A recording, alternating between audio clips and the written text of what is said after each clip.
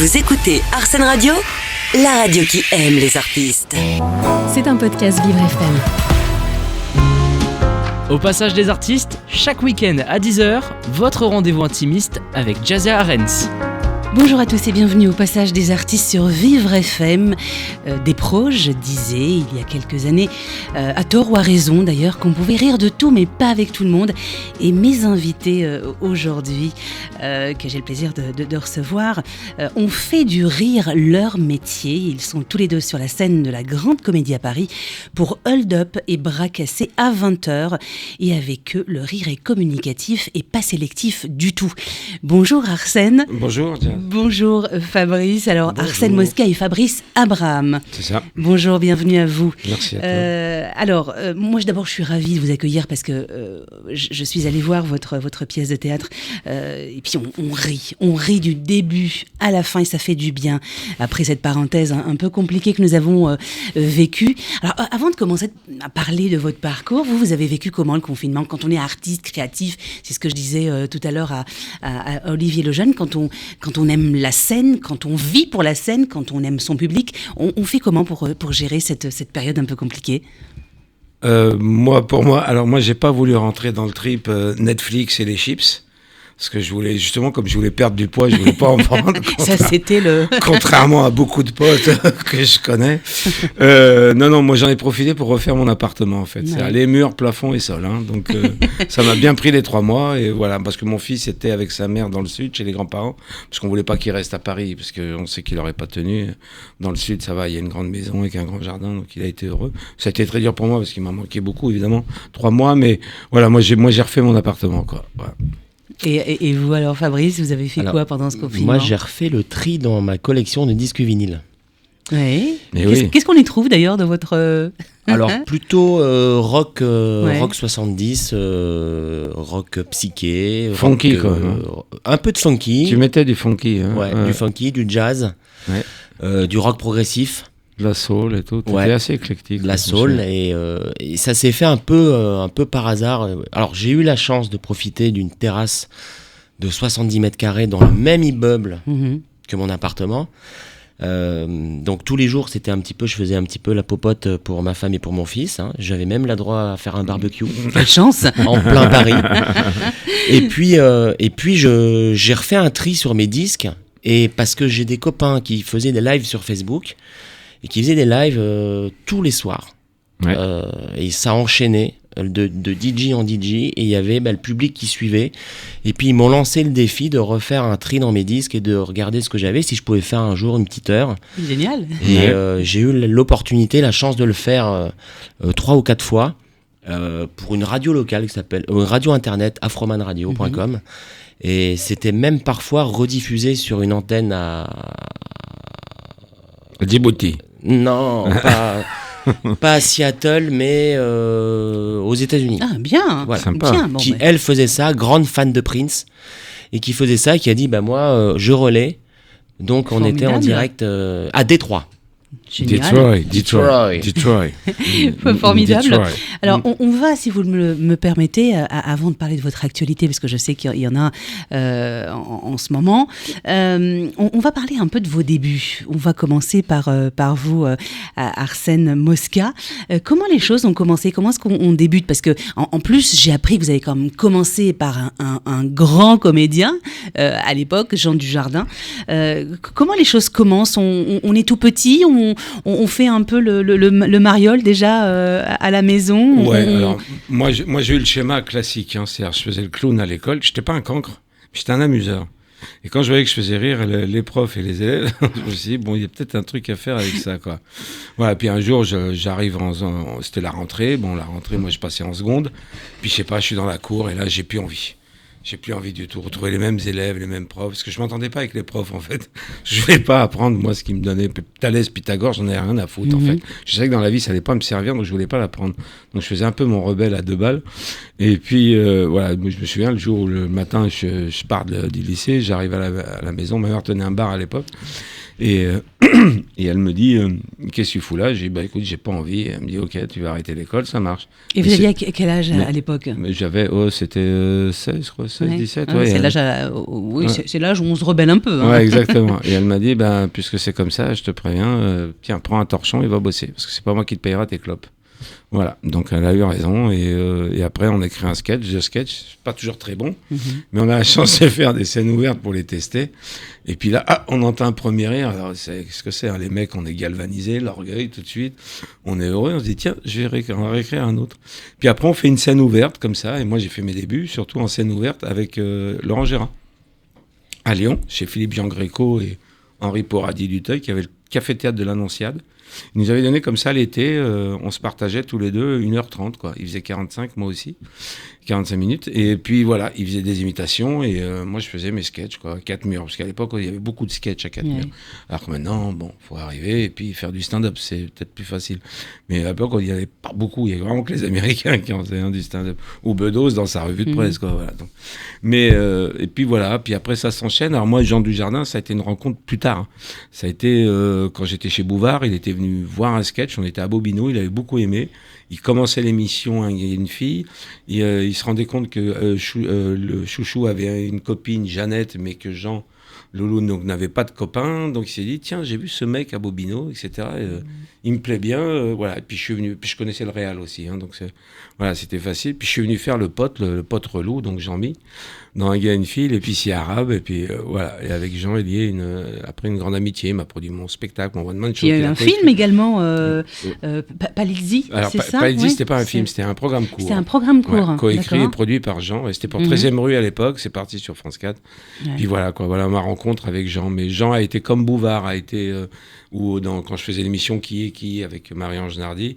Voilà, ce sont été des gens qui m'ont mis un phare sur la tête et puis, pour aller au devant de la scène. C'est fou parce que dans ce milieu, enfin surtout dans ce milieu, parce que les invités que je reçois sont souvent des comédiens, il y a toujours un début qui est une rencontre, rencontre essentielle. Est-ce que ça a été pareil pour vous, Fabrice Abraham? Oui, on peut dire ça. Ouais, ça a été une rencontre avec un producteur et j'ai eu une rencontre aussi avec Jean. J'ai eu la même enfance qu'Arsène dans le sens où je faisais le clown déjà à l'école et puis j'ai vécu beaucoup de déménagements, donc du coup j'ai été obligé de refaire un réseau de potes et c'était vraiment pas un format pour moi à l'école. Je suis parti travailler en saison et puis j'ai eu un déclic en 97 en rejoignant un ami d'enfance que je vois toujours d'ailleurs, qui est auteur-réalisateur, Grégory Tudela, qui a écrit avec moi mon premier spectacle. Et on est allé voir, avant que je prenne un appartement à Paris, on est allé voir Jean Dujardin au Carré Blanc en 97. Et mon pote Greg m'a dit, on va se mettre au premier rang. Je fais non, j'ai déjà fait un petit peu de scène en animation, tu te mets au premier rang, on va se faire déglinguer. Tu veux faire ce métier, mec, on va se mettre au premier rang. On s'est mis au premier rang, il nous a allumés. Avec Brice? C'est avec Je t'ai cassé, non? Alors, Je t'ai cassé, il y avait ça, mais c'est surtout quand il faisait un sketch sur les Parisiens qui viennent au Feria dans les Landes, au Pays Basque. Il fait son accent du Pays Basque. Bon, les garçons. Voilà, il s'est bien foutu de ma gueule, et de la gueule de Greg d'ailleurs. Et puis à la fin, on a dit, bon, allez, la scène du Carré Blanc, on était au premier rang, on faisait un pas, on était sur la scène. On est allé le voir au culot dans les loges pour se présenter et pour lui dire déjà que moi, j'étais pas parisien, j'étais d'abord né à Bayonne et que je vivais les férias et que je vois très bien ce qu'il veut dire et qu'on voulait faire ça de notre métier aussi et qu'on était ravis, enchantés donc ça c'était pour raconter la petite anecdote avec Jean, mais après on s'est pas revus avant qu'on retourne dans 99 francs ensemble, où on s'est pas croisés avec Arsène, mais on s'est retrouvés tous les trois dans le même film. Et moi ma rencontre s'est faite en 2000 quand j'ai eu un spectacle d'1 heure avec un producteur qui s'appelle Arnaud de Boiseau, qui était auteur sur les Guignols, sur les Nuls, sur les Minicums, les Arènes de l'Info, tout ça, qui vient du Café de la Gare, et il m'a mis en confiance totale. Il a produit mon premier spectacle, et on a collaboré ensemble jusqu'en 2003. Et quand il m'a fait un peu son CV, mais assez humblement, je suis allé me renseigner de mon côté. voilà, j'en ai pleuré, quoi, de savoir que quelqu'un comme ça s'intéressait à mon travail. Bien sûr. Et il m'a mis, comme tu dis, un projecteur dessus, puisqu'il m'a fait présenter à Claude Fournier à l'époque pour faire les coups d'humour. On s'est retrouvé avec Arsène sur les coups d'humour sur TF1. Ouais. Et il m'a vraiment poussé, il nous a poussé avec Greg à écrire ce spectacle. Il nous l'a produit en 2002, 2003 à Avignon. Et c'est vrai que c'est bordé de rencontres. J'ai eu une rencontre avec Patrice Laffont sur le tard en 2005. Sur un festival, il était président du jury, il m'a remis un prix. Après, on a collaboré ensemble pendant 2 ans sur un projet télé qui s'est pas fait. Mais c'est beaucoup des rencontres aussi. J'ai eu Michel Leb qui est venu voir mon spectacle, qui cherchait des premières parties à l'époque. Ça s'est pas fait, mais voilà, c'est un métier, c'est les montagnes russes. Hein. Bien sûr, c'est aléatoire. Et justement, vous qui êtes parents, vous êtes papa tous les deux, est-ce que si demain vos enfants veulent prendre la même direction, vous direz quoi ? Moi, pour l'instant, il a 6 ans, Ouais. mais je crois qu'il y va tout droit. Hein. Ah oui, moi, le mien, parce que surtout le mien, des fois, quand il voit des affiches de films où je suis dessus, ou comme là, pour la pièce, il y avait les colonnes Maurice, etc. Puis en bas de la maison, en plus, tu sais. Oui, Bon, alors, donc, je suis en 4 fois plus gros, évidemment, quoi. Donc, il est là, il fait carrément un double text. Il est en train de bugger, quoi.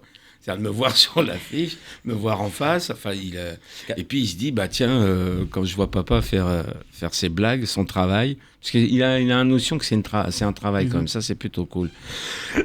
Mais c'est un travail. Hein, C'est de un toute travail, façon, bien sûr. hein. Mais il dit bien ton travail, tu vas à ton travail. Et Bien sûr. voilà. Et c'est un travail. Ouais. Et vous, alors Le mien Fabrice aura 18 ans au mois d'août.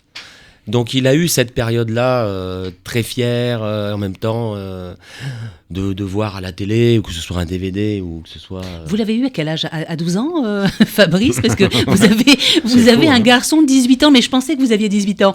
Le mec, il fait 30 balais.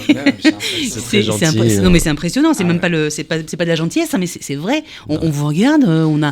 Je pensais que vous aviez 25 ans. Vraiment. Je le connais, c'est incroyable. Jazia, 25 ans. Ah, vraiment. Mais c'est un banjo. Hein, Ah, c'est hallucinant. Alors, dites-moi. J'aurai 49 ans au mois d'août. On a le même âge. Improbable. C'est con. Ah, moi, je vous aurais jamais donné 49 ans. Enfin, Personne. Très bien. Personne. C'est super. Et donc, On l'a eu très tard. On l'a eu très tard. On l'a eu à 31 ans quand même. En plus. Bah oui. Et donc, il a eu toute cette période où il en avait les paillettes dans les yeux. Alors maintenant, il est dans un âge où c'est beaucoup plus mesuré, ses propos, etc. Ouais. Mais il est venu voir la pièce. Il a adoré. Et il suit vraiment, pas ma carrière, mais il suit le parcours. Il sait que c'est du travail. Il m'a vu faire. Et maintenant, il est grand. Là, je viens de doubler un dessin animé pour Netflix.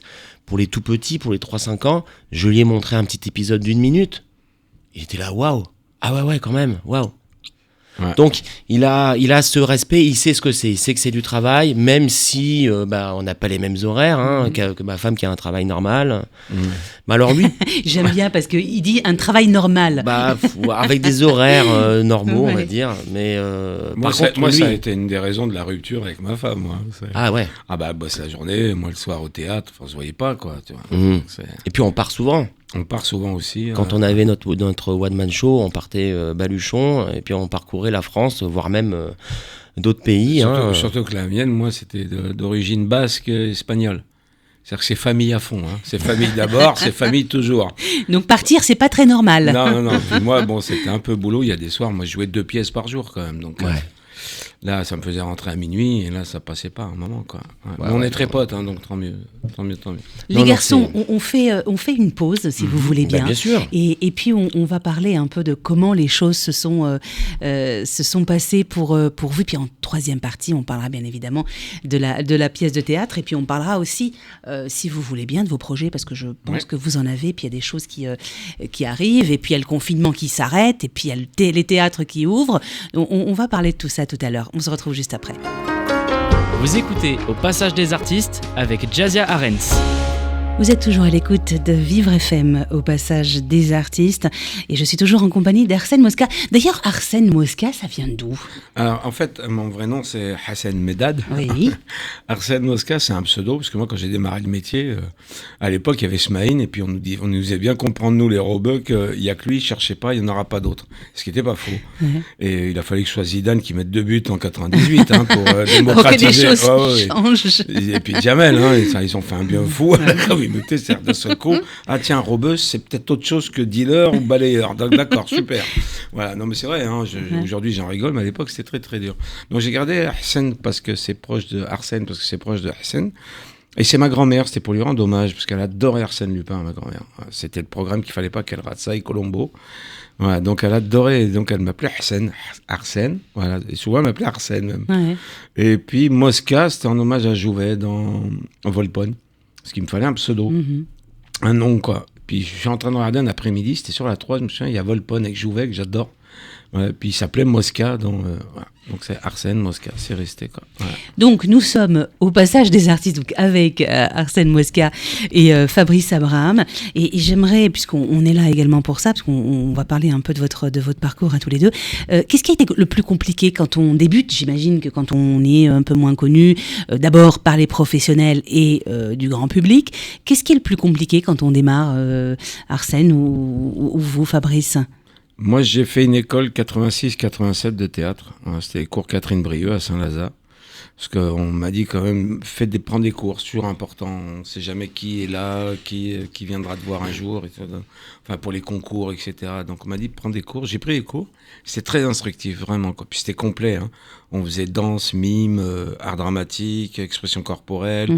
On faisait des stages clown pour savoir faire rire avec un nez rouge, etc. C'était vachement instructif. J'ai fait 2 ans, j'ai été promu 2 fois premier chez les garçons, avec les 2 scènes que j'avais présentées, Mort d'un commis voyageur et Oui de Gabriel Laroute. Et puis je reviens à la 3e année, il y a la prof qui me dit non c'est bon, maintenant va prendre tes claques dans la vie maintenant, il t'en faut, quoi. Ouais. Parce qu'elle savait ce que c'était, elle avait raison. Et je lui dis, c'est quoi les claques? Elle m'a dit, tu vas voir, vaut mieux que je te dise pas, vaut mieux la surprise. Et alors, c'était quoi les claques? Les claques, c'est tu tapes aux portes, on t'ouvre pas, tu fais de la figure, c'est un miracle. T'arrives à en faire, tu croûtes un peu. Évidemment, toi, t'as envie de jouer, mais t'es que figure, faut y faire. T'as les vedettes qui sont là, etc., qui, eux, évidemment, ont du texte, pas toi. Donc, c'est, à bout d'un moment, c'est très frustrant, surtout quand on fait beaucoup de la figure. Et puis après, t'essayes de faire des castings. Théâtre aussi, tu te dis, parce qu'il y a quand même 5000 spectacles, Île-de-France, à Paris, jour. Ouais. Tu te dis, bon, mais il y a peut-être une place pour toi. Puis non, il y en a pas, quoi. Enfin, moi, j'ai eu une longue période vache enragée, quand même. Ouais. Et vous alors, Fabrice, comment ça se passe vos débuts? Moi, j'ai commencé par déjà prendre la décision de venir à Paris. Oui, parce que vous n'êtes pas de Paris, oui. Ouais, pour faire ça. Et ce qui a été le plus dur. On prend des cours d'abord? Je me suis inscrit dans des cours directement. C'est mieux. Ouais. Sur un CV, c'est mieux. Ouais. Ouais. Directement, tout en faisant de la restauration à côté. Et puis, le plus dur, moi, je voulais d'abord que ça aille vite. Et donc, comme je faisais pas mal de scènes en animation, il a fallu se mettre à écrire avec Greg Tudela et Manu de Hariba. Et on a écrit un sketch qu'on a tenté pendant les cours, qui a été validé. Et ça s'est fait assez vite, en fait. On a écrit 2-3 sketchs sur la première année de cours qu'on a présenté au Point Virgule en fin d'année. Qu'on a présenté à l'époque devant Marie-Caroline Burna, qui était la directrice du Point Virgule. Et j'ai été un des rares à taper dans l'œil de Marie-Caroline, qui m'a demandé un rendez-vous en face au rendez-vous des amis. On a discuté. Elle m'a dit, ton sketch du séducteur bourré, là, c'est mythique. Alors qu'il avait 6 mois le sketch. Ça lui va bien d'être bourré, je crois. Fabrice, je l'ai pris pour ça, moi, dans la pièce. Il est quand même un des mieux à le faire. Donc c'est un sketch que j'ai traîné pendant des années. Et du coup, nous, ça nous a motivés pour écrire. Et donc déjà, j'avais déjà un petit peu la porte du Point Virgule qui était un petit peu plus ou moins ouverte. Et j'ai eu la chance... et je la remercierai jamais assez, mais d'avoir un trousseau de clés du Point Virgule pour aller répéter mes sketchs avant d'aller travailler au bar, au Petit Fer à Cheval, dans le Marais. Donc c'était vraiment sur le chemin, c'était à 50 mètres. Et T'as bossé au fer à cheval? ouais, pendant des années. Ouais. Il est incroyable ce Ouais. bar, quoi. Petit fer à cheval et chaise au plafond dans l'impasse du Trésor. Exactement, quoi. Alors, dis aux gens, quand même, parce que pour ceux qui ne connaissent pas, c'est un bar dont Oui, le comptoir. oui. Donc, le comptoir est en forme de fer à cheval, quoi. Voilà. Mais qui est tout petit, en fait. Et En c'est sur granit. Paris, c'est ça? Ah oui, Ouais, c'est dans le Rivière Marais. du Ouais. Temple. Au D'accord. Rivière du Temple. C'est dans le Marais. Ouais. Rivière du Temple, un café qui s'appelait Café du Brésil, qui a toujours lancé la vieille enseigne, Mhm. café historique. Donc j'ai eu la chance de pouvoir montrer déjà un peu de travail au point virgule. J'ai continué à garder cet entretien, cette amitié qui s'est liée jusqu'au jour où j'ai pu montrer le spectacle en entier et ensuite être programmé en 2004 tout l'été. Mais je me souviens du jour où, avec Grégory Tudela, on sortait peut-être un mois après avoir vu Jean Dujardin en 97. On est allé taper à la porte du point virgule. Marie-Caroline nous a ouvert. Elle nous dit oui, bonjour, c'est pourquoi? Bonjour, c'est pour savoir comment on fait pour vous montrer un spectacle. Eh ben, vous me téléphonez, on fait des scènes ouvertes le dimanche, ça s'appelle le 30 points. Ouais, 30 points. Et puis vous venez, et puis voilà. D'accord, eh ben, à dimanche prochain. Elle nous ferme la porte, je dis mais pourquoi t'as dit dimanche prochain? T'es fou toi, on va se faire griller. Mais non, on s'en fout, on y va. Hein, mais quand même. Il faut avoir un peu de confiance en soi et un peu de culot, parce que j'imagine que s'il faut taper aux portes, il faut avoir un peu d'assurance. Ça marche, ça, ou Bah, comment c'est un cocktail, hein, Ouais, c'est un tout. La réussite qui est un grand mot. Et Moi, je sais qu'à l'époque, le culot, ça passait pas très bien. Hein. Le casting, vous n'avez pas un rendez-vous si on vous avait pas appelé. Hein.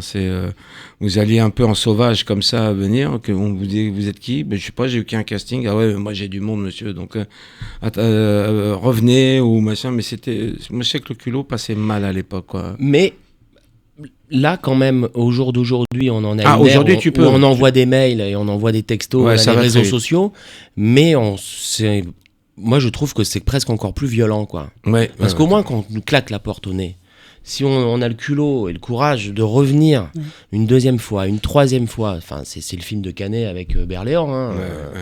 sur le jeu du présentateur, le mec il y va, il se fait jeter, il repasse par la fenêtre. Mais au moins il y avait quelque chose qui pouvait un peu taper à l'œil. Quand on envoie 10 mails, 10 textos, 10 machins, Et aucune surtout qu'on n'est pas réponse, les seuls. Ouais, bien waouh. sûr. C'est ça. C'est Mais ça là, qui est Mais un peu... t'as Ça, des c'est directeurs de casting aujourd'hui qui se déplacent, hein, et pas tous, mais il y en a qui vont au théâtre aujourd'hui encore, heureusement, hein, pour aller voir des comédiens, ouais, bien sûr. Alors, j'aimerais également connaître votre point de vue sur l'état du théâtre, parce que j'aimerais aussi qu'on en parle. Qui mieux d'un comédien ou d'un metteur en scène, en tout cas d'un artiste, pour parler de la situation du théâtre aujourd'hui et après cette confinement. Après ce confinement, est-ce qu'on a l'impression que les choses ralentissent un peu, que les gens sortent un peu moins? Quel est votre ressenti? Parce que vous êtes pratiquement tous les jours sur scène.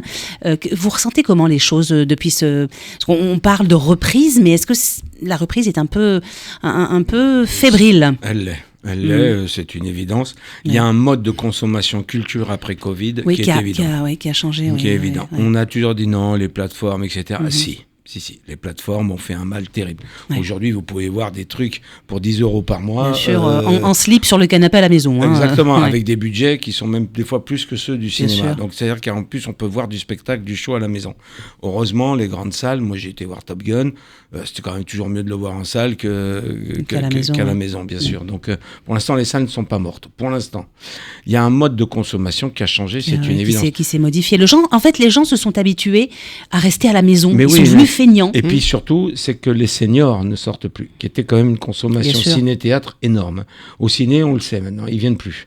C'est pour ça, chute de 60% quand même. Parce Alors que c'est dû à quoi, d'après vous? Ah, mais il y a plusieurs raisons. Alors, personne ne vous la dira, la vraie. Mais la vraie, elle n'est pas compliquée. C'est cher, le cinéma, aujourd'hui. Et la qualité, il n'y en a peut-être pas.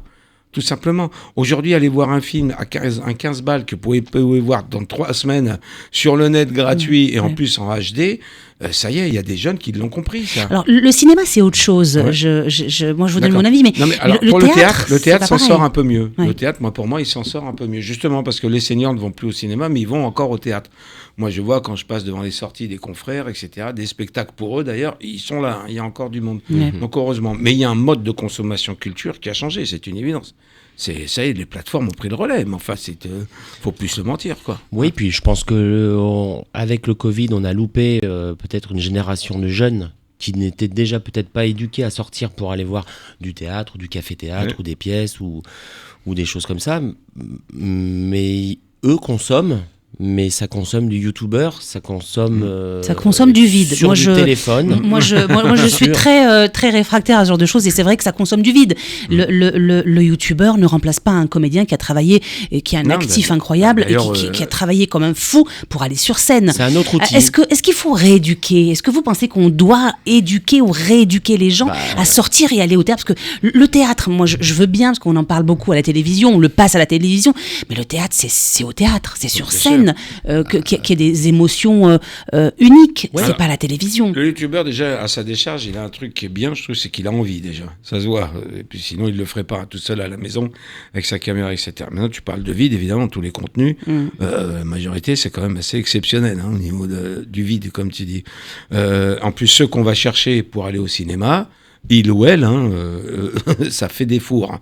Donc voilà, on trompe pas non plus le public non plus. Aussi, le public aime beaucoup la sueur et les ampoules aux mains. Ça, Dieu merci, ça marche encore, quoi. Mais voilà, moi je suis d'accord que le théâtre s'en sort mieux que le cinéma. Il a raison. On a raté pendant 2 ans une génération qu'on pouvait tirer comme ça et y aller. Mais celle-là, elle est restée aussi devant touche pas à mon poste. Elle a décidé que la culture, c'était ça, c'est pas autre chose. Et puis, de temps en temps, un film en stream gratuit sur le net. Et puis voilà, et puis Top Gun peut-être au cinéma, quoi. Voilà. Par contre, le McDo, tous les mercredis. Pour éviter justement cet homme, j'appelle ça l'empire du vide, pour éviter ce genre de choses, qu'est-ce que le milieu artistique, est-ce que vous avez des choses, aller présenter par exemple vos pièces dans les écoles, ramener tous ces gens, est-ce qu'il y a une stratégie, est-ce qu'on doit faire quelque chose pour sauver le théâtre, ou on laisse faire les choses? Il y a quelqu'un qui fait très bien ça, c'est Papy, Alain Degois, Papy, prof d'impro de Jamel, entre autres, et puis ici à Doumbia, Alban Ivanov, etc.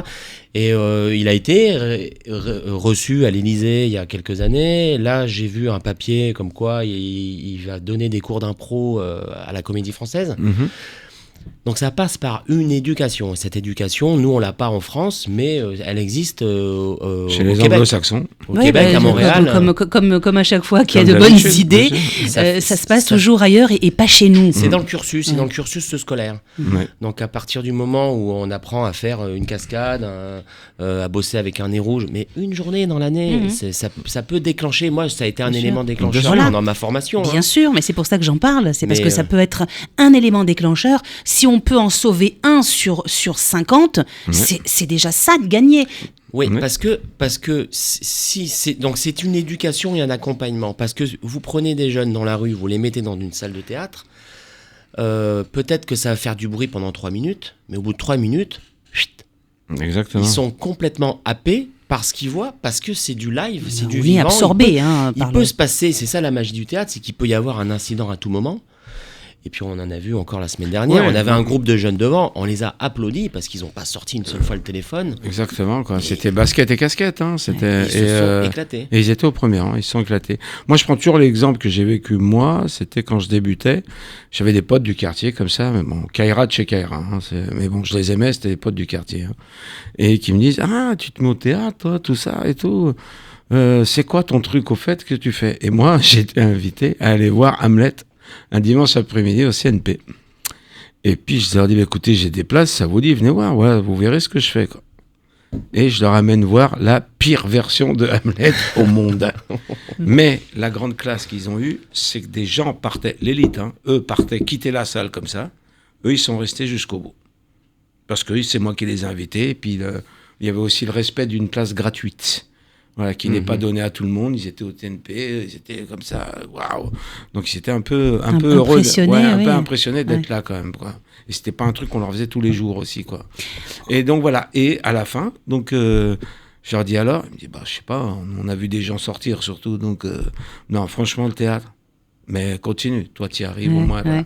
Mais ils m'ont encouragé à le faire. Voilà, c'est ça. Mais En fait, j'ai raté le passeport Ouais, pour, ouais. la Mais- passerelle, pardon, pour qu'ils puissent y aller un jour. Quoi. Je pense qu'on ne devrait pas rater cette occasion d'emmener tous ces gens qui ne vont pas habituellement, Ouais. ou qui n'ont pas été, soit par leur culture, leur éducation, etc., par leurs parents, ils n'ont pas été emmenés amenés vers le théâtre. Je pense que c'est à nous de les ramener, de les Alors, pousser à venir. Par contre, si tu me permets, Fab, il y a des mecs qui commencent à le faire, par contre, de déplacer en salle des gens qui n'y ont jamais été.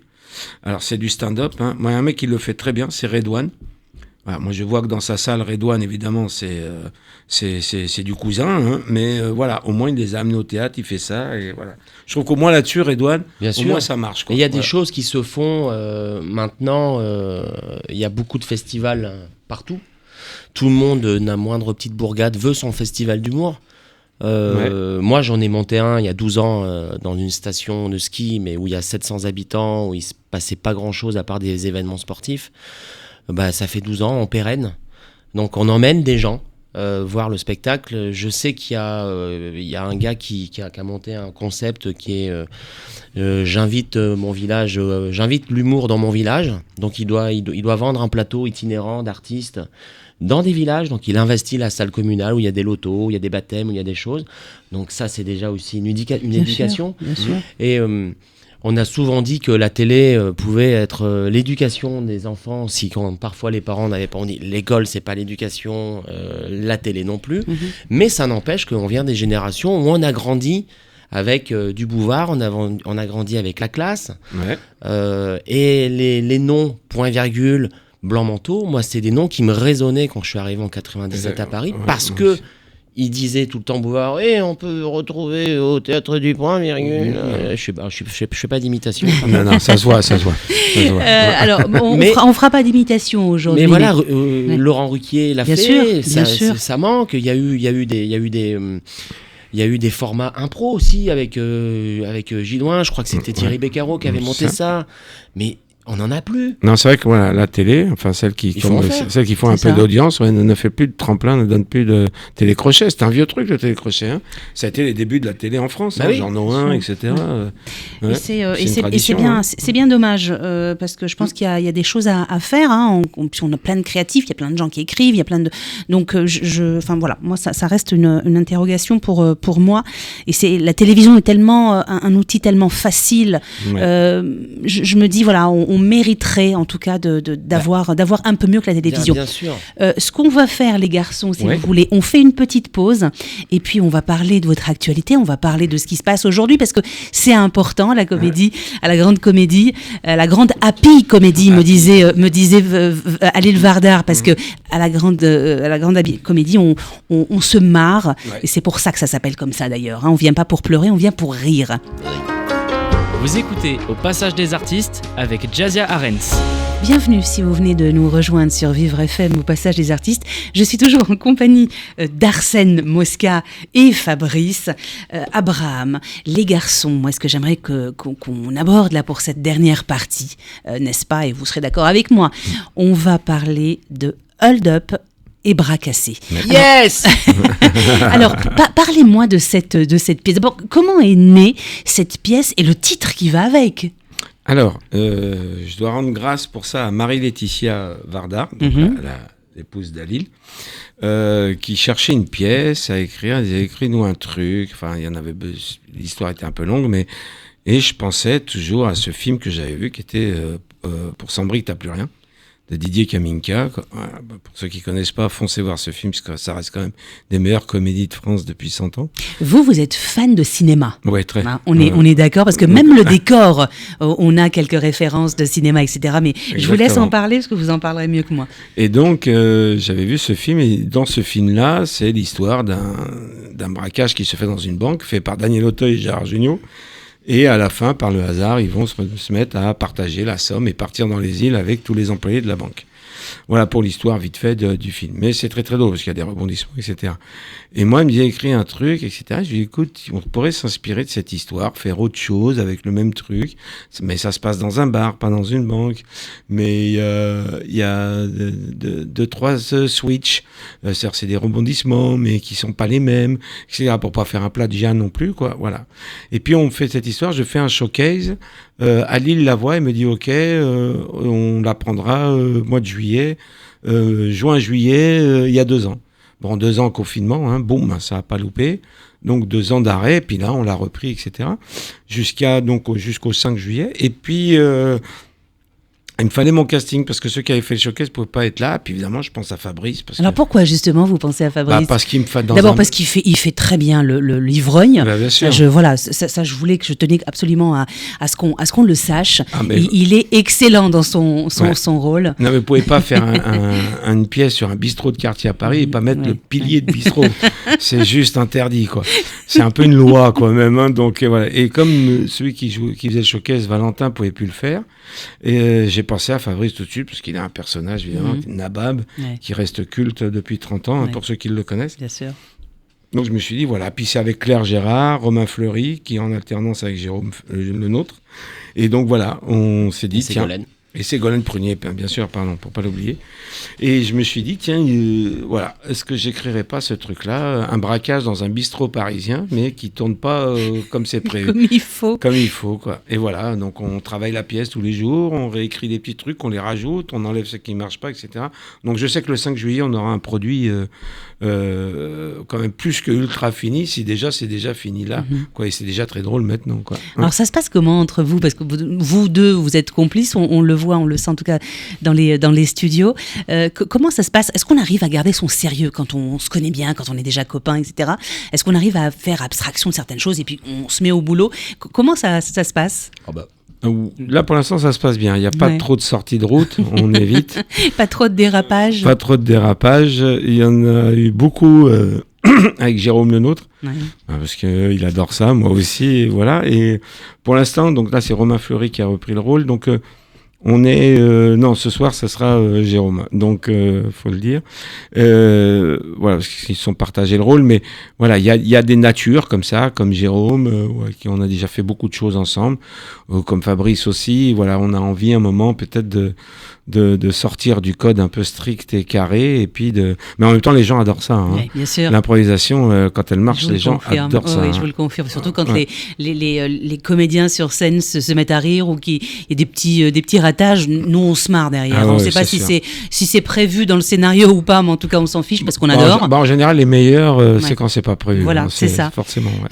Et alors, vous me disiez tout à l'heure, Arsène Mosca, que il y avait des choses que vous retiriez. Enfin, vous arrivez à modeler un peu la. Alors, à quel moment, comment ça se passe en fait, vous regardez les spectateurs, la réaction des gens, et puis vous retravaillez. Ouais, en général, on se sert du 4e public. Donc, parce que 4 publics pour savoir si un effet marche ou pas, ça suffit. Hein. Ouais. Ça fait quand même beaucoup de monde pour avoir un avis général. Quoi. Ouais. Donc, quand celui qui ne marche pas au bout de 4, celui-là, il faut l'enlever, c'est sûr. Quoi. Ouais. Alors, quelles sont les petites choses qui n'ont pas fait vraiment rire ? Qu'est-ce que ce sont des choses qui, a priori, ont été drôles pour vous ? Ouais. Est-ce que vous avez été un peu étonné que les gens n'aient pas adhéré ? Non, on est étonné aussi de peut-être c'est pas vendu comme ça doit être vendu aussi. Il y a c'est une grosse partie de la raison, ça. Bien sûr.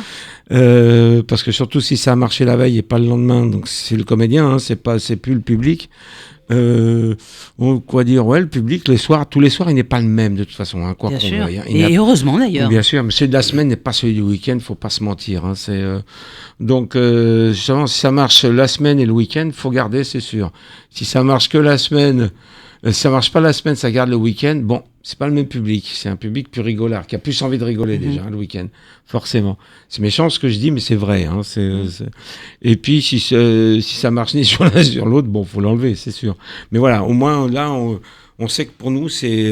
c'est un travail perpétuel. Oui, exactement. Oui, puis ça évite la routine, on va dire. Oui, aussi. Voilà, bien sûr. Ouais. Ouais. Nous, c'est vrai que pour pas s'enfermer dans la routine, il faut qu'il y ait une excitation comme au premier soir. Ouais. Il faut qu'on ait l'œil rigolard. Et c'est pour ça qu'on fait ce métier. Enfin, Ouais, vous bien faites sûr. ce métier déjà. Oui, hein. mais on peut Ouais. vite Ouais. Tomber dans la routine. Tomber dans une routine. En Mhm. tout cas, nous, tu nous apportes des changements plus ou moins tous les soirs. Mhm. Donc déjà, ça nous excite. Mhm. Il y a un côté... alors, c'est plus excitant certains soirs que d'autres si on valide plus ou moins le changement en disant ouais, bon, là, on le fait, mais bon, on verra bien. Ouais. Ou soit c'est un truc qui nous fait mourir de rire en coulisses et puis on le tente. Et puis comme on sait que c'est très frais, presque on connaît même pas les mots, à peine. Mm. Donc on sait même pas comment ça va sortir Ouais. au moment. Donc il y a cette excitation et puis surtout sur le One, moi je me souviens de ça, sur le One, quand on joue 5 soirs par semaine, on peut tomber dans une routine qui est compliquée, quoi. Ouais. C'est plus facile de jouer seul ou à plusieurs. Comment vous ressentez les choses Je dirais c'est plus facile à plusieurs Ouais. quand même. Hein. Ouais. Ouais, parce que vous que avez les uns rattrapent les autres parfois. Exactement, vous avez Ouais. des pauses hein, quand c'est à Ouais. plusieurs. Hein. Oui. Ouais. Le Seul, rythme est moins faut y aller. soutenu. Moi, quand je faisais mon one-man show, Hollywood, produit par Jean Dujardin d'ailleurs, pardon. Vous avez gardé contact d'ailleurs avec, Ah avec oui, lui ou bien pas sûr, ouais. Je tournais avec lui là au mois d'août dans D'accord. sa série Alphonse. Voilà, donc oui, je suis assez content. Pardon, excusez-moi. Hop. Et je suis assez content parce que on se perd pas de vue, etc. Mais évidemment, on se voit moins parce que maintenant Jean a une autre casquette, il est producteur. Hein. Donc producteur, acteur, Mais je veux dire, principal la d'un film. notoriété ne l'a pas changé. Non, il est toujours le même, celui que vous avez connu. Ouais. Il a jamais eu le boulard, Jean, en Mhm. fait. Moi, je sais qu'une fois par mois, il fait toujours un gueuleton avec ses anciens potes de fac. Ouais, super. Voilà, il en a besoin aussi de Ouais, bien rester sûr. un peu Ouais, au ouais. sol, quoi. Ouais. Parce qu'il sait qu'il a été le premier longtemps, Mhm. et ça vous déroute un peu la vie. Bien sûr. Et voilà, quoi. Enfin, il a pas voulu rentrer là-dedans, lui. Ouais. Ouais. Et donc, vous me disiez tout à l'heure, c'est un peu plus simple de jouer à plusieurs. Si l'un des comédiens perd la mémoire, parce qu'on peut avoir un trou, comment vous êtes au taquet comment ouais. Ouais. Oh, bah, en général, comme dans une comédie, on lui souffle. Hein. Ouais. Moi, on le dit carrément, quand quelqu'un a oublié sa phrase, vous avez oublié votre texte là, non? Voilà, puis ça, il fait oui, pardon, je vais vous le dire, etc. Puis voilà, puis il reprend sa phrase et on repart comme ça. Mais les gens. Ouais, aiment ça beaucoup, quoi, tourne donc, à la Ouais, ouais, dérision. il y a ça, puis- on puis- pourrait pas le faire dans un niche, Oui. mais voilà. Vaut mieux pas. Non. Non, mais en tout cas, à plusieurs, on s'ennuie moins Mhm. et on tombe moins dans la routine. Dans la Ouais, routine. c'est sûr. Ouais. Donc c'est assez simple. Et puis après, pour répondre à ta première question, pour une comédie, Mhm. comment on arrive à se mettre au sérieux au travail, c'est ce qu'on a fait sur les premières semaines. Hein. Ouais. Première semaine de répétition, on est là à l'heure, on apprend le texte, on arrive, on balance les phrases, et puis il y a quand même une pression, hein, même si on s'amuse, on a une pression de savoir s'il va y avoir du monde, si ça va plaire, si on va être bon, vu qu'on transmet des émotions, si on est mauvais dans la coulisse, on va être mauvais sur le plateau. C'est hein. clair. Et justement, vous me tendez la perche, Fabrice Abraham, parce que moi, je sais que pour les gens qui ont, on va dire, entre parenthèses, un travail normal, c'est ce que vous disiez tout à l'heure, on n'aime pas le collègue, on ne lui parle pas. Voilà. Ouais. Vous, comment vous gérez si jamais vous n'aimez pas le comédien qu'on vous impose comment ça se passe sur scène? Parce qu'il ne faut pas que ça se voit.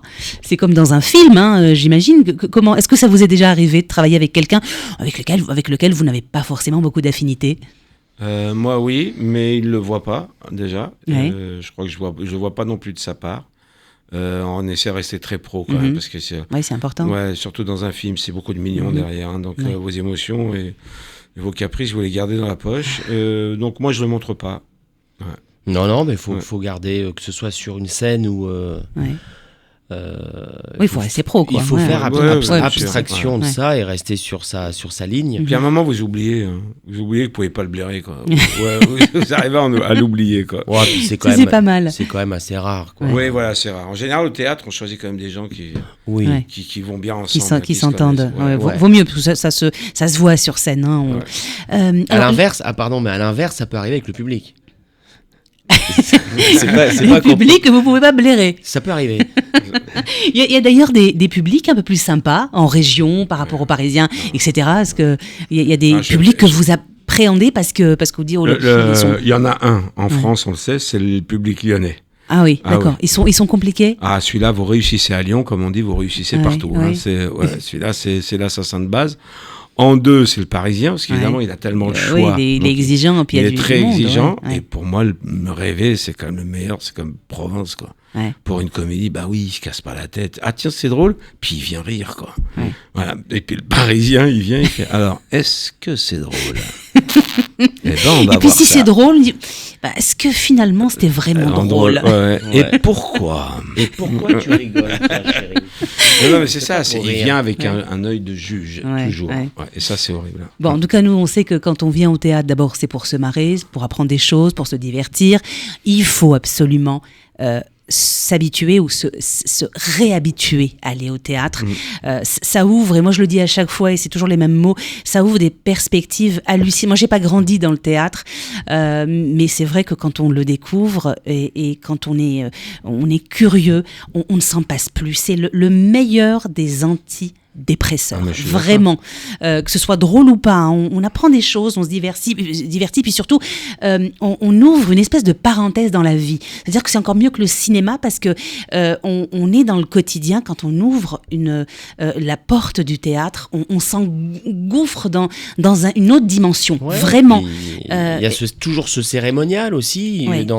Et on a Moi, je une me suis- ouvreuse, on Ouais. attend, on fait la queue, il y a une excitation. Les sièges rouges. Il y a la sonnerie, tiens, ça va commencer, hop, on y va. Voilà. C'est Mais vraiment moi, je un me souviens, moment unique. il y avait une opération il y a 25-30 ans, je ne sais même plus si elle existe encore, je crois pas. C'était prenez une place, venez à deux. C'est la mairie de Paris qui organisait ça, et ça te remplissait les salles comme c'est pas permis. Alors évidemment, aujourd'hui, Anne n'a plus de thunes, hein, donc Ah elle oui, le parce qu'il y a fera. beaucoup de travaux, donc, oui. Donc, bah non, oui. Et puis il y a sa tour à finir Ouais. aussi, quoi. Ouais. Et puis, ouais, enfin, tous les chantiers, c'est pas elle, quand même, c'est pas la ville. Mais bon, il y en a un paquet de la ville. Ouais, non, mais elle a plus un sou déjà. Voilà, mais c'était une opération qui te Ouais, remplissait les ouais. salles. Il y a eu C'est le bien, printemps du c'est théâtre dommage. il y a 2-3 semaines, je crois. Mais c'est ça, c'est prendre une place, venez à deux, ou si on baisse les prix. Printemps du théâtre, je regardais sur la plateforme vendeuse, on était à 10 €. Et encore, Ah, on a, d'accord. on a d'autres Je sais plateformes même pas, tu où, vois. où on a des places à 3 €. Hein. Ça, je le Ouais, sais bien parce que sûr.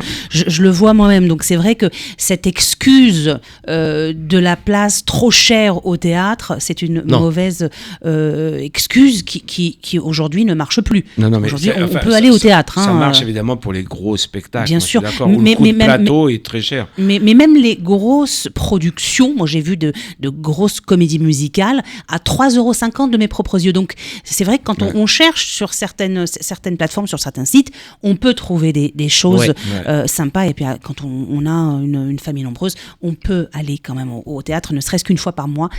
Ce serait déjà formidable. Les garçons, on finit par la promo de votre spectacle.